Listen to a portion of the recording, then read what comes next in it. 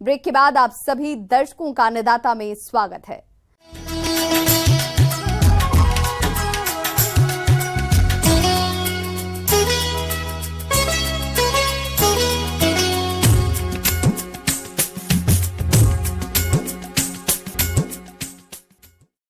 प्रदेश के कई किसान गन्ने की खेती से जुड़े हैं। अभी कुछ किसानों ने शरदकालीन गन्ने की बुआई कर दी है और कुछ आने वाले समय में बसंतकालीन गन्ने की बुआई करेंगे।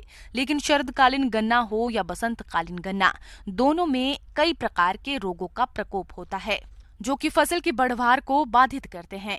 इसीलिए समय रहते इनकी रोकथाम करना बेहद जरूरी है, जिसके बारे में बता रहे हैं बिहार कृषि विश्वविद्यालय सबौर जिला भागलपुर के पौधरोग विशेषज्ञ डॉक्टर RN गुप्ता।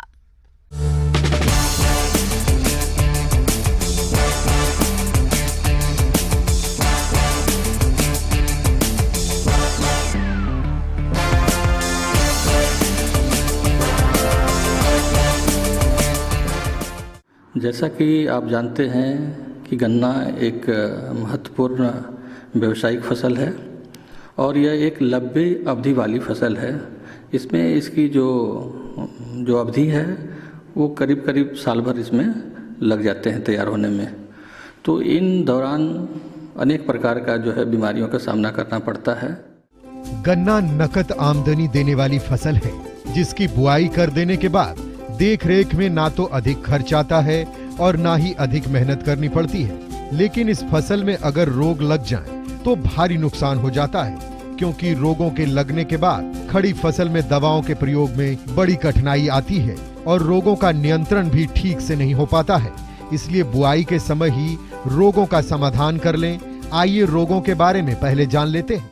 तो सबसे पहले मैं लाल सड़न रोग की बात करता हूँ। इसको रेड रॉट डिजीज कहते हैं। यह एक फफूंद जनित रोग है। ये क्लोट्रोट्राइकम फाल्केटम के द्वारा होता है। गन्ने का कैंसर भी कहा जाता है। तो इससे प्रायः प्रतिवर्ष 20% के आसपास इससे नुकसान पहुंचता है। और जो इसका लक्षण है, ये जो प्रारंभिक लक्षण जो है, सबसे पहले ऊपर की जो तीसरी और चौथी जो पत्तियां बनती है ऊपर से, उसमें ये मुरझाना शुरू होती है और मुरझा के पूरी तरह से सूख जाती है।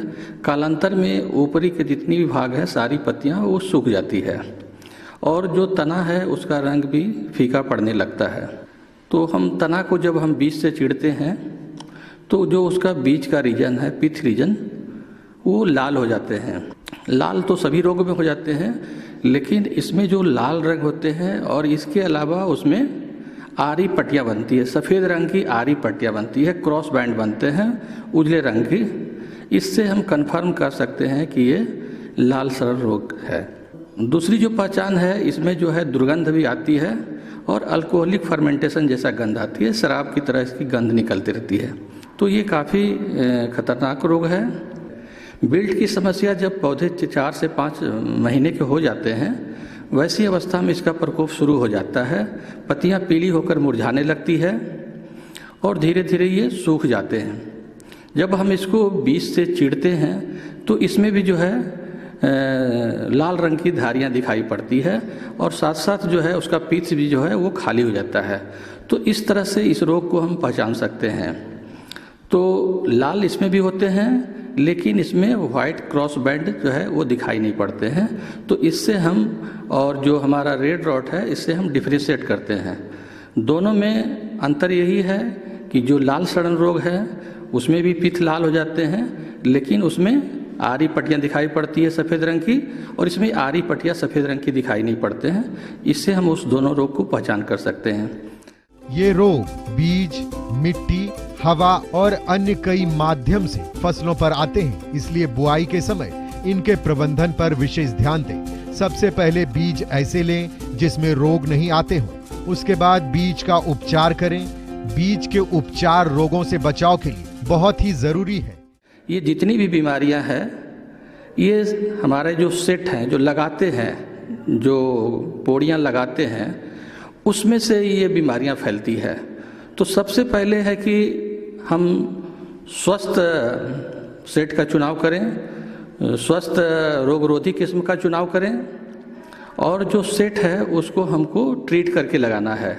क्योंकि अगर हम ट्रीट करके नहीं लगाएंगे तो निश्चित में कालांतर में ये बीमारियां का प्रकोप हो जाता है।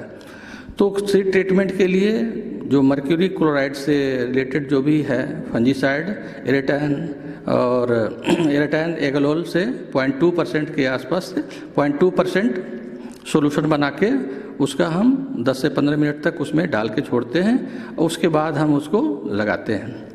और दूसरी दवा जो है आप इसको बेविस्टिन से भी लगा सकते हैं ट्रीटमेंट करके। उसमें भी जो है 2% 0.2% सॉल्यूशन लेते हैं और उसमें डीप करके 10 से 15 मिनट के बाद फिर उसको उपचार करके ही हम लगाते हैं। तो अगर इस तरह से अगर उपचारित करेंगे तो कालांतर में बीमारियां का प्रकोप मतलब कम जाएगा। आप मिट्टी का भी उपचार अवश्य करें और मिट्टी का उपचार जैविक फफूंदीनाशी ट्राइकोडर्मा से करें। यह लंबे समय तक रोगों से फसल की सुरक्षा करता है। इससे पहले गोबर की खाद मिलाकर 6 से 7 दिनों तक जूट के बोरों से ढककर रख दें, उसके बाद ही खेतों में प्रयोग करें। इसके अलावा कुछ और जरूरी बातों पर भी ध्यान दें। फसल से खरपतवारों की सफाई करते रहें, फसल में जल जमाव ना होने दें, उर्वरकों का प्रयोग जरूरत से ज्यादा ना करें। अगर आप इन सभी बातों का ध्यान रखते हैं तो गन्ने की फसल में रोग बिल्कुल नहीं लगेंगे और आपको भरपूर उपज मिलेगी। आगे